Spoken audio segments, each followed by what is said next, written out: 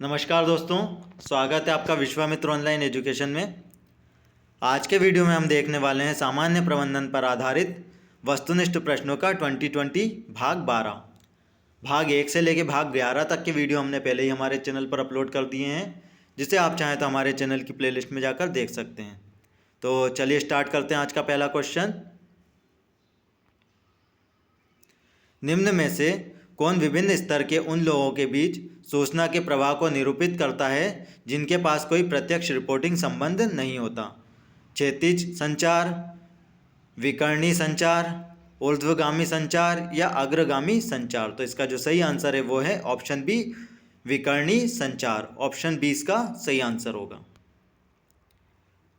निम्न में से कौन धन प्रबंधन गतिविधियों का एक तत्व नहीं है? बजट बनाना और क्रियान्वित करना, होम फाइल का निजी वित्तीय रिकॉर्ड का भंडारण और संचालन, मिनी वेयर हाउस में अपने निजी सामान का भंडारण या फिर निजी वित्तीय विवरण तैयार करना? तो इसका जो सही आंसर होगा वो होगा option C, mini warehouse में अपने निजी सामान का भंडारण, जो कि धन प्रबंधन गतिविधियों का एक तत्व नहीं है। जबकि बजट बनाना और क्रियान्वित करना, होम फाइल, निजी वित्तीय रिकॉर्ड का भंडारण और संचालन और निजी वित्तीय विवरण तैयार करना, ये सभी एक धन प्रबंधन गतिविधि का हिस्सा हैं। जबकि मिनी वेयर हाउस में अपने निजी सामान का भंडारण धन प्रबंधन गतिविधियों का तत्व नहीं है। ऑप्शन सी इसका सही आंसर होगा। किसे सामान्यतः परिचालन प्रबंधन के एक आयाम के रूप में नहीं माना जाएगा?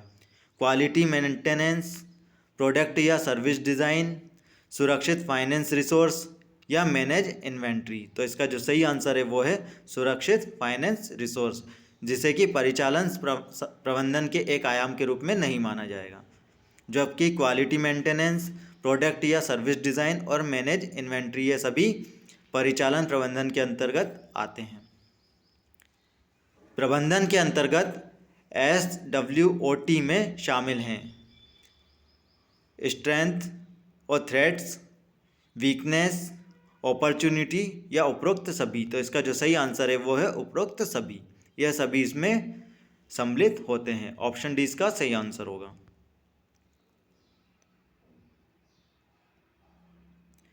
निम्नलिखित में से कौन सी घटना का पूर्वानुमान HRP की सहायता से लगाया जा सकता है? कार्य विवरण, कार्य आकर्षक मूल्य, लक्ष्य को तय करना या संगठन के कार्य? तो इसका जो सही आंसर है वो है आकर्षण मूल्य। ऑप्शन बी इसका सही आंसर होगा, जो कि घटना का पूर्वानुमान HRP की सहायता से लगाया जा सकता है, आकर्षण मूल्य का। ऑप्शन बी इसका सही आंसर है। वित्तीय विवरण में शामिल होते हैं केवल लाभ एवं हानि खाता, केवल बैलेंस शीट, केवल नकदी प्रवाह का विवरण या उपरोक्त सभी? तो वित्तीय विवरण जो है उसमें ये सभी शामिल होते हैं, केवल लाभ एवं हानि खाता, केवल बैलेंस शीट और केवल नकदी प्रवाह का विवरण, यह सभी इसमें शामिल होते हैं।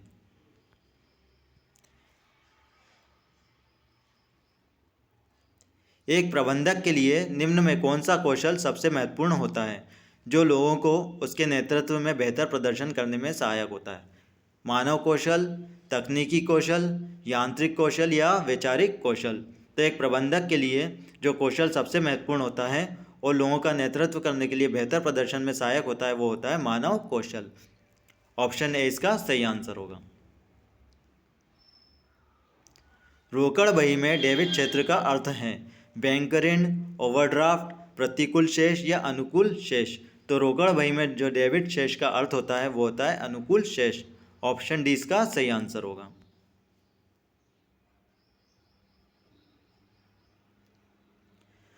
अगला प्रश्न है, औपचारिक समूह के माध्यम से तथा उसके द्वारा कार्य संपादित करने की कला ही प्रबंधन है। यह परिभाषा निम्न में से किस विद्वान द्वारा दी गई है? Peter Drucker, Henry Fayol, Harold Koontz या FW टेलर? तो औपचारिक समूह के माध्यम से तथा उसके द्वारा कार्य संपादित करने की कला ही प्रबंधन है, यह जो कहा गया है यह हेराल्ड कुंटज द्वारा कहा गया है। तो इसका जो सही आंसर है वो है ऑप्शन सी, हेराल्ड कुंटज। प्रबंध का प्रणाली उपागम संबंधित है। प्रबंध सूचना प्रणाली से, जनतांत्रिक उपागम से, व्यवस्था विश्लेषण से या इनमें से कोई नहीं। तो इसका जो सही आंसर है वो है प्रबंध सूचना प्रणाली से। ऑप्शन ए इसका सही आंसर होगा।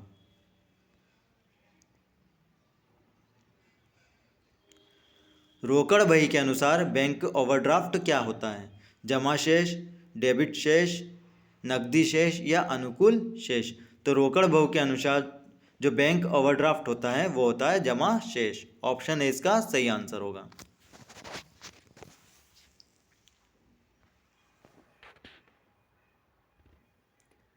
नियोजन एक प्रक्रिया है जो निम्न में से किसके निर्धारण के साथ प्रारंभ होती है? कार्यविधि के, लक्ष्य और उद्देश्य के, नीति के या उपरोक्त सभी के। तो नियोजन की जो प्रक्रिया है वह लक्ष्य और उद्देश्य के निर्धारण के साथ ही प्रारंभ होती है।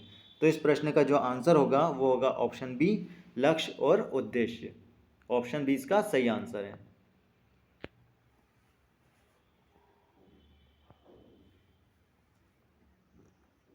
मास्लो की आवश्यकता पदानुक्रम के अंतर्गत वायु, भोजन, आवास कौन से आवश्यकता स्तर के अंतर्गत आते हैं?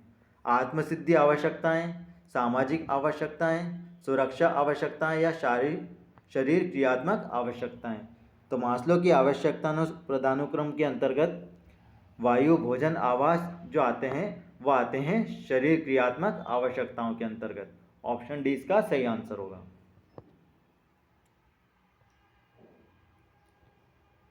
डेविस मूरे ने निम्न में से किन व्यू रचनाओं का उल्लेख किया है?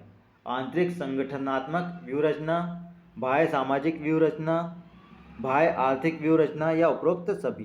तो डेविस मूरे ने जो अपने व्यू रचनाओं का उल्लेख किया है वो उपरोक्त सभी का किया है। इनके अनुसार आंतरिक संगठनात्मक व्यू रचना, बाह्य सामाजिक व्यू रचना और बाह्य आर्थिक व्यू रचना, ये सभी रचनाओं का उल्लेख जो किया है वो डेविस मूरे ने किया है। ऑप्शन डी इसका सही आंसर होगा। निम्न में से कौन सा विकल्प एक संगठन की कार्य नीतियों को प्रकट करने और उन्हें लागू करने की क्षमता देगा?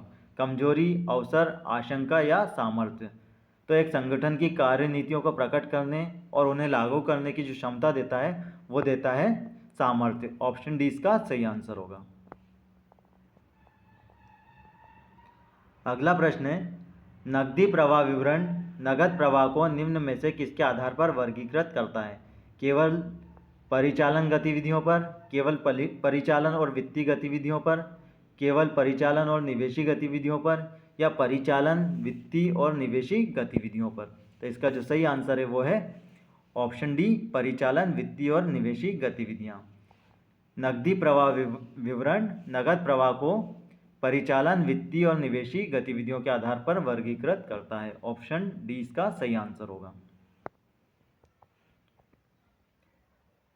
निम्न में से क्या कार्य मूल्यांकन के द्वारा निर्धारित होता है? विभिन्न कार्यों का तुलनात्मक पारिश्रमिक, विभिन्न कर्मचारियों को तुलनात्मक पारिश्रमिक, पदोन्नति नीति का या उपरोक्त सभी का। तो इसका जो सही आंसर है वो है उपरोक्त सभी का।